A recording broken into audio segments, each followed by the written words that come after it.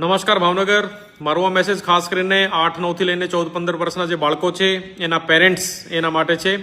અને વાત કરીએ ચાંદીપુરા વાયરસની, જેને મેડિકલની ભાષામાં વાયરલ એન્સીફેલાઇટિસ કહીએ છીએ, અને જે રેતીની માખીથી ફેલાય છે જેને સેન્ડ ફ્લાય કહીએ છીએ, એની ચાંદીપુરા વાયરસની કોઈ રસી નથી, ટ્રીટમેન્ટ અવેલેબલ છે, પણ બેસ્ટ ટ્રીટમેન્ટ છે કે વેક્ટર કંટ્રોલ, એટલે રેતીની માખી ઉપર કંટ્રોલ કરવો.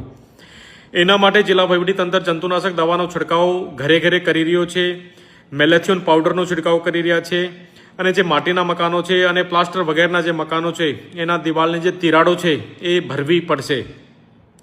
બાળકો અને પેરેન્ટ્સ અને ખાસ કરીને માતાઓને ખાસ આગ્રહ છે કે એવી આખી બાજુના કાપડ પહેરીને જ બાળક સ્કૂલ કે બહાર જાય, અને ઘર અને આજુબાજુ બાળકની આજુબાજુ સાફ સફાઈની વિશેષ ધ્યાન રાખવાની છે.